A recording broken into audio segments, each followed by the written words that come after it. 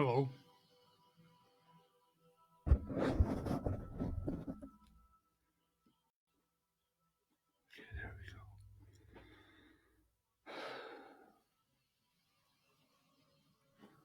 Well, good Monday to everybody out there. Hope you're all staying safe, even though we got a little bug going around in the air. Well, not in the air so much as on surfaces, wherever it's at. Hope you're all doing well, staying safe. This will be over before we know it. It'll be just something we look back on and go, man, hope we never have to go through that again. So just make sure you all got gloves, and if you're out in a public place, stores or wherever you might be, just make sure you take care of yourself. I mean, the common sense things is to keep your hands washed with a disinfectant or antibacterial soap. And I heard today you even wash your face a couple of times a day. And then make sure you wear a mask, a face mask if you're out amongst the public and people. So I was out for a bike ride this morning. There was like hardly anybody out there. I don't wear a mask when I ride. I have it with me in case I run into people. But several people jogging. Nobody was wearing a mask as far as exercise, and I don't believe that's what we need to do.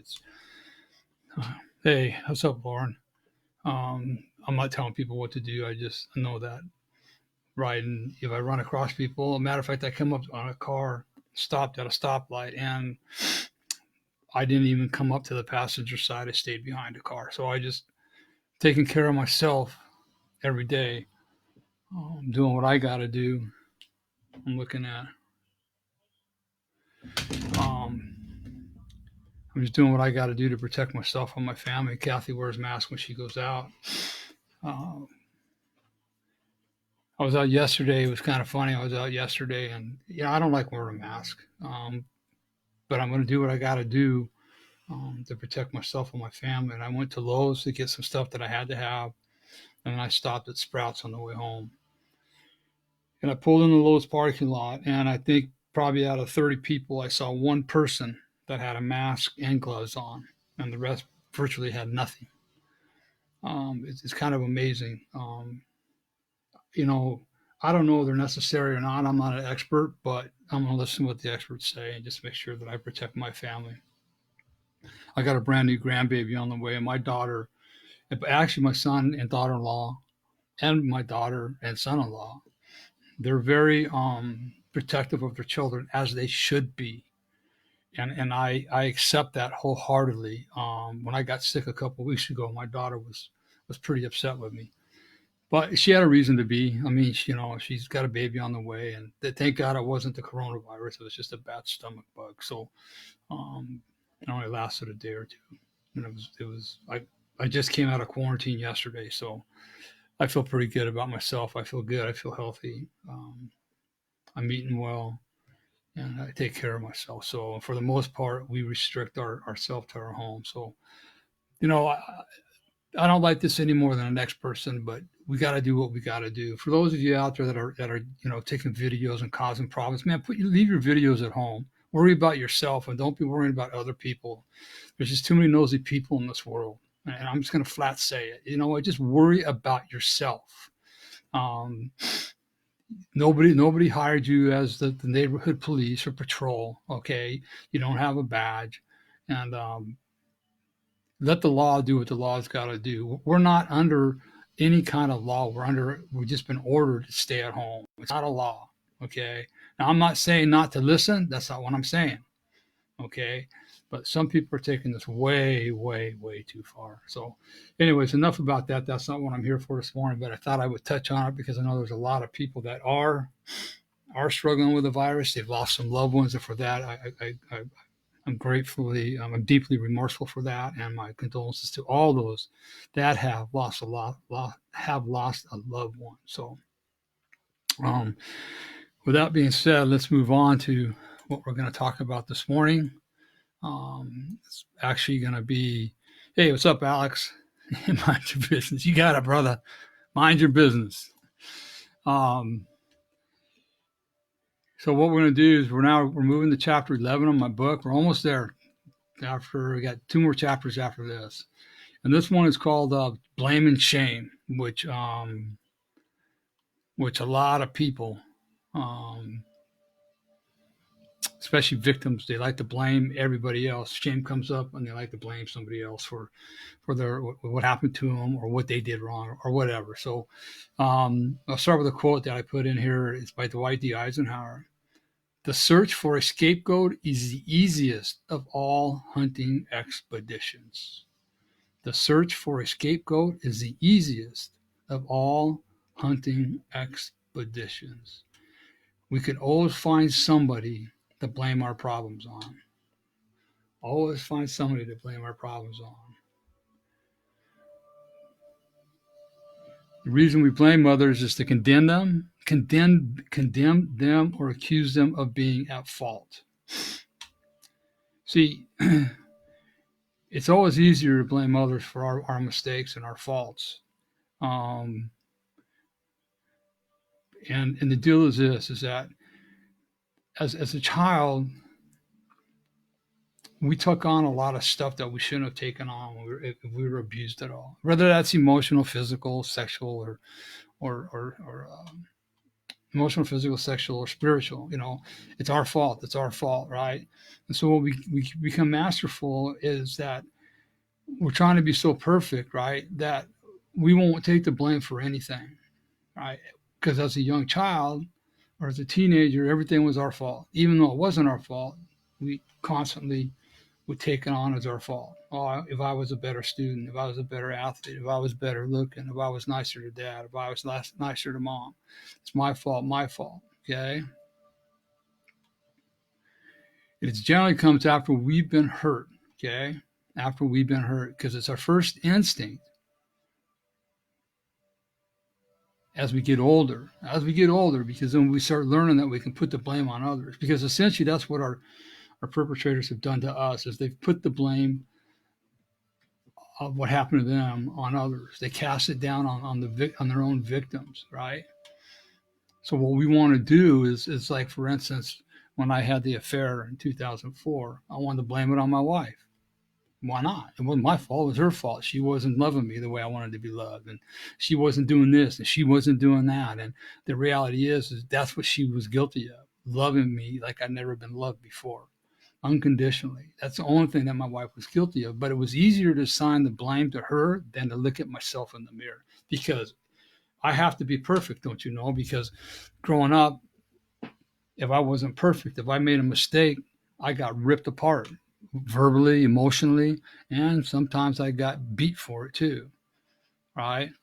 But the reality is, when it comes down to it, when it was all said and done with, right, is that I really felt terrible for what I've done to my wife. I felt terrible for what I'd done to other people. But because of the um, drugs and alcohol, I was able to mask that pain and that shame that I was feeling. Let's be real, okay? Sometimes people deserve serious condemnation. I mean, that's just the reality of it. I mean, some people, they do deserve it. But, that's got to come from a healthy place, not from an unhealthy place. There's a difference between toxic and unhealthy shame, and there's also a difference between toxic and unhealthy blame, okay? Toxic and healthy shame, and toxic and healthy blame. I struggle with this. John Bradshaw is big on the toxic shame, and shame is shame. And then there's guilt. So some people say healthy shame is what makes you feel guilty. So maybe that's true. But then there's also a toxic blame and a healthy blame, right? So sometimes other people do stuff, right? But the reality is to blame others for our misdoings, our misdoings as adults is kind of like, we're adults. So how can we be blaming somebody for something we did? Now, let's, for instance, take the fact that you got a gun to your head, right? And somebody tells you to do something, you got a choice. Well, then it's healthy to blame the guy that had a gun to your head for doing what you had to do. It was your life, or rob that store, to just say, I'm just throwing something out there. Okay. So we've got to be careful of all that. And by the way, I'm trying this new Facebook. It's what do they call it? It's a new Facebook Live. Um, so I'm hoping that everything is working all right because I'm not. I can't see. I see names come up and then disappear. I know Alex. You put a couple comments in there and then they disappear. So I'm not really sure what's going on. So um, you guys instant message me later on if you see something that I don't see on this video besides my handsome face. I just had to say that. Sorry. Where are we at here? Okay, so let me get back to the thing. Okay, so there is a difference, and we just got to be aware of it. So most of my life, it was nothing but toxic shame and toxic blame. The toxic shame is I was so full of shame from what happened to me, even though the shame didn't belong to me. I didn't know that. Okay, so the first thing we're going to talk about in this, as I've been kind of mentioning, is a toxic blame and toxic shame. So toxic blame occurs when you either take on too much responsibility or unwanted outcomes, or you assign too much responsibility to others those outcomes. Okay. Sorry, I'm playing with this just a little bit, guys. Oh, they're okay. Hey, Alex, they were fine, dude. I'll let you know they're not. You know that they were fine. They're honest. Okay, not they weren't inappropriate whatsoever. Okay, you're fine, bud. I haven't seen you for a while. Hope you're doing okay. So, the toxic shame is when you start taking on codependents are famous for this. It's one of their biggest downfalls is that they'll take on the fault of somebody else's wrongdoing in order to make that other person feel okay. So the blame, again, it just go back to the abuse, the toxic blame, the toxic shame is, well, it must be me because that this is my mom and my stepfather. It's got our mom and dad, or this is grandpa. So it's got to have something to do with me. If only I would be better at, if only I was better looking, if only I was a better student. Okay. Hey, what's up, Travis? If only. Okay. So that's a natural when we're children. Okay. But then what happens is that as we get older, we're carrying all that shame, but then we start assigning it to others for those outcomes. So instead of us holding on to the shame, this is where the saying hurt people comes in, right? Is that shame that we're feeling, okay, we start assigning our shame to other people, all right, by shaming them, all right? And it's like, I want you to understand something with all this, and all the people we work with, Kathy and I work with, individually, couples or whatever. Look, you guys aren't going around thinking this. It's all done at a subconscious level. It's just happening because you've come over the years. You have these innate survival skills that you've learned. Okay, and they just keep on feeding on top of each other, and they work until they don't work no more. So taking on too much of this blame, holding on to the shame, and taking on too much of the blame for things that aren't really our fault. And people have a way of making us feel like things that aren't our fault are our fault, especially if we were abused as children. Okay, it leads us to have that low self-esteem and into depression. Now, I want you to understand something. Okay, this is really important. That I'm not a psychiatrist, and there's a true depression. Okay, which has got to be diagnosed. There's a clinical depression and there's a clinical anxiety.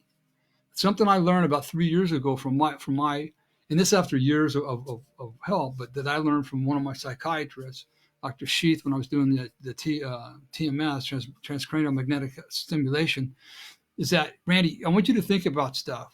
You say you're depressed, but are you depressed or are you sad? That's a big difference, because saying I'm sad, now I'm not a doctor, so you know what you got to do. This is what worked for me. So saying I'm depressed versus saying I'm sad, it's a whole different tone to how I'm feeling. Okay. And the same with the anxiety. Where's this anxiety come from? I've been diagnosed with bipolar 1, which I believe has been healed. Okay. I still have little ups and downs, but for the most part, it's been healed of that. And I've been diagnosed with anxiety disorder. Okay. Which I also believe I've been healed of. Okay. The thing of it is that the anxiety that happens to me today, where's it coming from? Okay. I bring it on myself by getting myself in a situation I shouldn't have gotten into. Okay. That's where my anxiety comes from. It's like, man, what am I doing? Right. But I got to catch myself and understand that's where it comes from. Okay. Where before it came from all this toxic shame and blame. I want you to understand, please. Okay. For me, I was with my therapist 7 years, twice a week.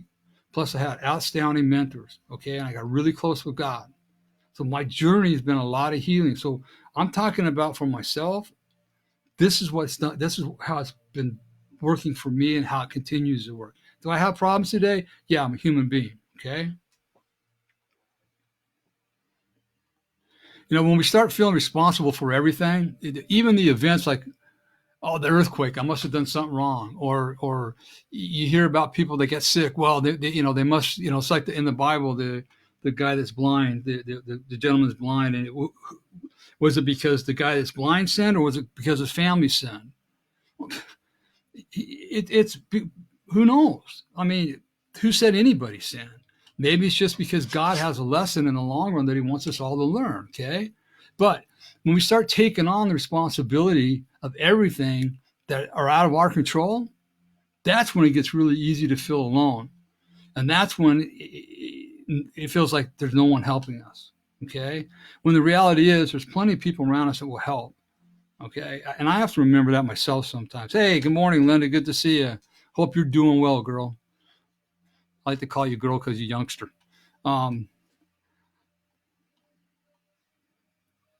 then those people that you go to for help, if they don't help enough, when you feel overwhelmed or disempowered, then all of a sudden the reflex is to look for someone to save you. And when they don't, often because they can't, remember, people can't save you. Okay. Some people just won't even try. And some people aren't even healthy enough to know how to say no when they mean no. You feel unloved. You feel let down and you feel victimized. You can have people in your life, like I have, that will guide and direct you. And you're going to resist, like I did. But if you remain open-minded and willing, even with resistance, just don't close the door, you're going to be able to help yourself. Because the Bible tells us a lot of things that we can do. But God doesn't do for us what we can do for ourselves. We have to take action. There's a lot of healings that took place, physical healings that took place in the Bible, where the woman with blood, she had to take action. She had to crawl on the ground to get to Jesus. And she didn't even know if it was Jesus that she was touching. She just felt it and grabbed it. The man by the healing waters, 38 years he sat up there by himself. Jesus came by one day and says, do you want to be healed? And he says, yes. He says, stand up, pick up your mat and walk. He had to take action. God will give us the courage, the strength, and the wisdom to do some of the things we've got to do. Okay? Sometimes God will snap his fingers and we'll get healed of certain things. I'm not going to argue that point. Okay? And I won't argue that point with anybody. But I know also that when it comes to recovery, there's a lot of things we got to do. Okay? What we do is we start creating lists of everything others have ever done, we start creating lists of everything that we've done for everyone else. And then we feel justified when we condemn them for being selfish and ungrateful users. Now, I'm telling you what, I haven't thought about this for a long time, but what I will tell you is this, is that my old style 14 years ago, I'm going to do this for you, but what are you going to do for me? If I do this, what are you going to do for me? There was always a motive, an unhealthy motive behind my madness. And I haven't thought those thoughts for 14 years. Today, I help people selflessly. I don't help people for something in return. I don't say, well, I'm going to help you, but in order for me to help, you got to do A, B, C, or D. Okay. Do I reach out for help now and then? Yeah. All right. I absolutely have to. All right. But what I'm finding is that even people in recovery and evil Christians, a lot of Christians and a lot of people in recovery aren't fully recovered. There's something they want something for them. What are you going to do for me if I do this for you? It's like mind-boggling to me. One of the greatest gifts that Kathy and I have received is we give back so much, and in doing so, we get so much. Not monetarily, but a lot of other ways. Okay.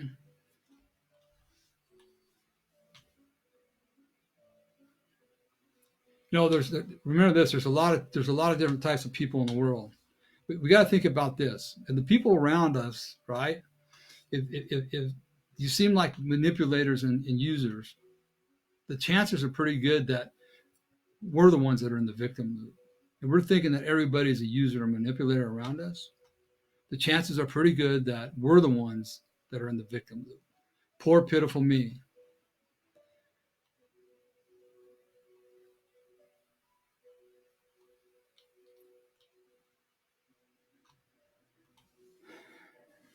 What I've learned to do over the years is that when it came to my own chronic victim consciousness, right? And I'm 99.9% out of that. It happens once in a while. I think we all fall victim once in a while. Come on, let's be real. We're human beings, okay? I don't waste time hashing out the finer points of other people's character defects anymore. We all got character defects, right? I'm interested in me and my happiness, my strengths, and my weaknesses. That's what I got to look at. I can fall into some things happening right now in my life where I'm looking at people going, for God's sake, people, return an email. Just say yes, no, or I can't help you right now.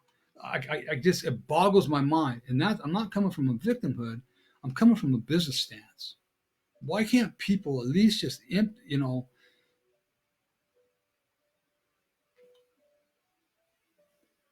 why can't people at least be human beings and accountable? Okay, that's it.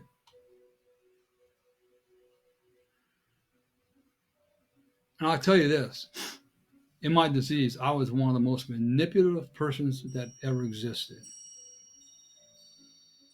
I would manipulate things however I could to get what I wanted, especially when I started making money and I had some power behind me.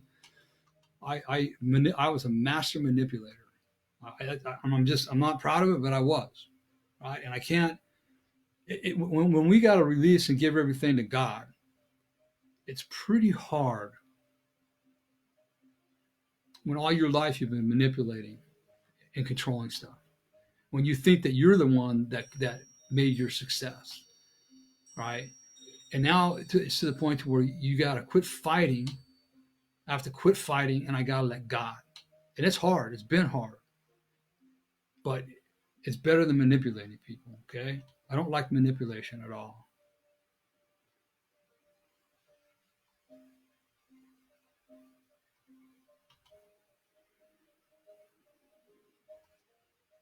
What's funny is that when I feel like I'm out of control, this is interesting that I can fool myself into thinking that I have the power to control other people and to make things happen the way I want. Man, that is 100% manipulation. There's only one person in control, God. We have to do our part. We have to walk. We have to do our part, and then we have to get out of the way and let God do His part.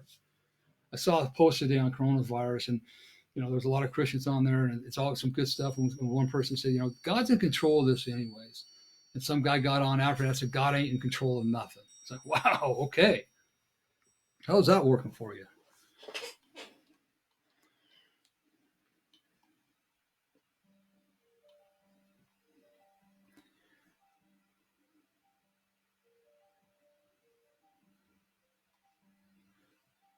I'm just going through my notes. Here's what happens oftentimes too. Um, when we fall into that manipulating shame game, um, we get all worked up, and I get all worked up and I get miserable. It's like, man, come on. There I go trying to control stuff. I get angry, and I'm out of my resourceful state of mind. It's gone because the anger takes over, the adrenaline takes over, and I can't think straight. Okay. So oftentimes what that causes me to do is slip right back into the toxic blame bath. If I would have just stayed in a resourceful state of mind, frame of mind, realizing that there were many other ways I could have gotten what I wanted, I'd have been okay. So it's like if for example, a lab in college, right? I couldn't make it, so I was counting on my lab partner to do stuff, and he didn't do it. So I get all bent out of shape and write stuff up, and I'm all upset. I can't think right. I get upset with him. I get upset with everybody. So I can't think of other alternatives to get what I needed for that class. If I would have stayed in that right mind, I could have emailed the professor and asking to do the lab myself, or called another classmate, or looked up the lab online and read about it. There's a lot of different ways we can get out of things. But when we fall into that blame and shame and manipulative frame of mind, all rational thinking goes right out the window. We can't think. It's just, why is this happening to me? So we got to be really careful and take a step back and breathe and say, okay, there's got to be a solution for this. If there's a problem, there's a solution. I remember my old boss 30, 40 years ago told me, went to him one day and said, Mike, we got a problem, because Randy, no problems, only solutions. I never forget that. Pastor Obed has taught me that too. Pastor Obed, I will never go to my pastor with an issue without a solution in my other hand, because he don't want to, and I don't blame him. It's like, if there's a problem, then what's the solution? We can't count on other people all the time, especially as adults, to come up with a solution for us. We can bounce stuff off of our accountability people and our co-workers and our cohorts, but we need to come up with solutions sometimes ourselves. And we get stuck, then we go up over our head, right?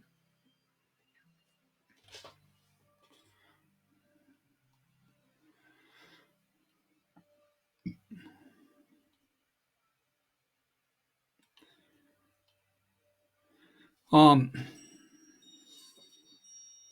many men in my life come up to me, complain about this very topic, blaming other people, and they have piles of justifications for how other people really are to blame for their problems, right? For their problems. Well, we're adults. You can't blame other people for your problems, with the exception of abuse. Everything that happens to you in life, you have a big part in. You have a part in it. You played a part in it. So nobody can make you do anything you don't want to do unless they got a gun to your head. That's the one exception. Nobody can make you say anything you don't want to say. And when I tell them to focus on their own responsibilities, their side of the street, here's what they'll say about, Randy, you don't understand. I really didn't have any other options. It really wasn't my fault.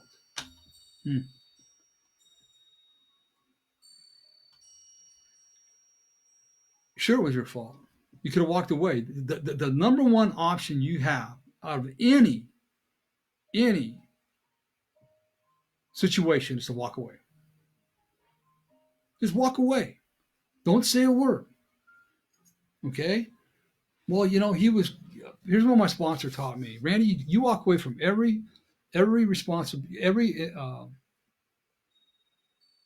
conversation, leaving the other person's integrity intact. The other person, no matter what they say to you. So I could be involved in a conversation, and it's hard to do. I'm not going to argue this point. I could walk away. I could be in a conversation where the other person just suddenly starts ripping me apart, tearing my integrity apart. And my old way would be, oh, really? You want to go there? And by the time I got done with that person, they had to reach up to touch bottom. But I don't do that today, because I realize if they're that upset, they got issues of their own they're dealing with. And my option is to do this. Sorry you feel that way. I'm not going to allow you to talk to me this way. I'll come back and we'll carry this discussion on further when you can calm yourself down, and this can be a civil conversation between two adults. Until then, I'll talk to you later. Goodbye, and you walk away. There's your option right there. So to say I don't have any other options is wrong.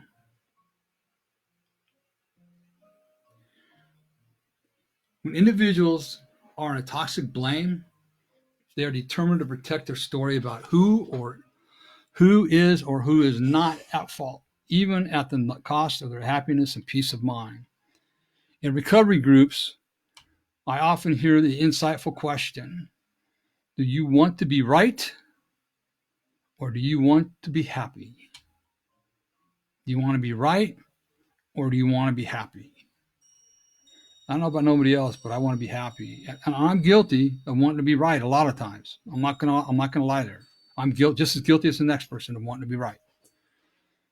But the bottom line is I want to be happy. Sometimes it's better just to shut my mouth and walk away and just let it go. It's like, is this a battle I want to fight right now? No, it's not. We gotta learn that. We gotta remember that. The implication is that you can't be happy if you're stuck in blaming others for your own misery. You can't be happy. Look at yourself. Go look in the mirror. It's all right. You're a human being. You're not perfect. You're going to make mistakes. That's all there is to it.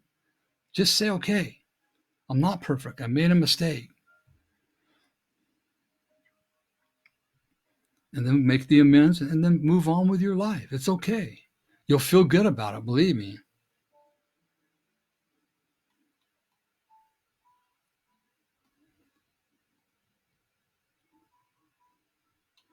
I want you to remember too, we're talking about toxic blame here. Okay, there's also a healthy blame, which we'll get to probably next week.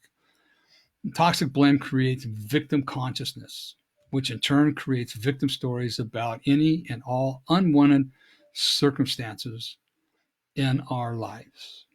Okay, with that, I'm going to end that today right here, and we'll pick this up next week. I don't want to trying to keep this at 30 minutes, and I ran over just a little bit. But we'll pick up from here next week at 11 o'clock on Monday. Before I go, remember, you can get my book, Healing the Wounded Child Within, on Amazon. It's in paperback. I can't think this one. Paperback, Kindle, and on Audible. It's all on Amazon. You can also get my 30-day devotional right here. Healing the 30-day devotional. The Wholeness is a really, really good devotional. Everybody that's read it just gotten a lot out of it. You can get that on Amazon, and you get the 7-day challenge, which is a workbook for my book, Healing the Wounded Child Within, also on there. Hey, guys, remember, life coaching, that's what I do. I am a certified SYMBIS facilitator. My wife has joined me in that. We've counseled probably close to a dozen couples. Some are just getting married. Some are getting married. Some are already married. And it's like 99.9% accurate. It's a great tool. Even if you're married, it really opens some doors to how you can look at each other differently. It's not a psychology test. That's a life test. It's phenomenal. It really is good. We're really pleased with it, and all the couples are really pleased with it. So if you're interested in that, please go to changeyourlifestorynow.com or to courageoushealers.org, either one. Fill out the contact form. And thank you, Linda. And tell me what you want. Kathy, I'm also now, I think I've married 4 or 5 people. So I'm going to be putting a marriage page on on my loveyourlifestorynow.com. changeyourlifestorynow.com website. Okay. So, and as far as coaching, I work with, like I say, marriages, addictions, abuse, inner healing, and spiritual. Hey, right now is the time that you got the time to do it. Just reach out to me. I'll give you my prices. We can do an hourly rate. We can do packages, whatever you want to do. But I promise you, it'll change the way you see yourself. Okay.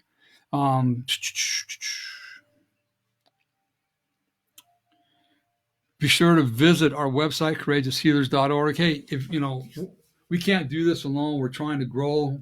I hate the word try. We're working on growing the foundation, building workshops, building other different tools, but I can't do it alone. So if you want to make a donation, whether it's a one-time donation or become a monthly donor, for I don't care if it's $5, $10, $15, $20, $100, $100, whatever it is, one time or monthly, we would really, really appreciate it. We need your help to keep this going. These live feeds are going to continue. My podcast is like probably going to be popping in the next week or two. I'm going to work on it today, and then I'll have a podcast that's going to be happening probably once a week. And I'm also going to find out today. I got to find out if I'm still going to do that radio show. I know they were on a hiatus for a while. So, but anyways, go to our website, courageoushealers.org. If you donate $60 or more, I'll send you a signed copy of my book, Healing the Wounded Child Within, and copy of my 30-day devotional to wholeness. Sign it, I'll get it sent off to you. Remember that we've got a workshop series called Unmasking Yourself. We've completed the communication workshop, which everybody loved. That was in, when was that? April, March? I can't remember what it was. Anyway, the next one coming up is on June 13th, provided we can do it. If not, we'll just push all these up forward, however I got to do it. It's going to be Journey to You. It's going to be a pretty intense one. It's going to talk about our generation to generation behaviors that are handed down from generation to generation. We'll explore some of those generational behaviors that have been handed down to us. We'll explore ways to recognize these patterns, both good and bad, and we provide tools and methods to remove and replace those behaviors that we inherited. And it's not going to happen overnight. Remember, you've got a lifetime of behaviors that you've been working with, so it's going to take time to change them all. Then we're going to go on September 12th, Secrets in Silence. They say we are only as sick as our darkest secrets. So we're going to talk about how secrets of silence keep us stuck in a lot of resentment, anger, and in our addictions, and also cause a lot of problem, family grief. And then last but not least, December 5th is going to be forgiveness right before Christmas. It's going to be a phenomenal workshop, really going to open up your eyes to what forgiveness is and what forgiveness isn't. Thanks, Linda. So those are the three left. If you I'll put the I think I can put the link down here. Let me see. I don't know if I can put, well, if you go to courageoushealers.org, just click on the workshop tab at the top. It'll take you right to the workshops. And all you got to do is a real easy thing to register. Just click on the register now button, right? It takes you right to Eventbrite. You sign up there, you pay, you sign up, everything. If by some chance we have to postpone these, we will, okay? But they are going to happen. As soon as all this crap is lifted, then we'll get going on these workshops, okay? So that's it for today. Thanks for joining me. Hey, everybody, stay safe. Protect your loved ones. Keep them safe. Keep yourself safe. And just remember, this too shall pass, right? God will take care of this. I think it's just a reset for all of us. I think God is just saying, time to reset this world right now. So, and get us back on track. And it is what it is. So just remember, if nobody tells you they love you today, Randy does. More importantly, God does. Be blessed, everybody. Have a great and safe week. I'll see you next week. Thanks for joining me. I couldn't do this without you. Bye-bye.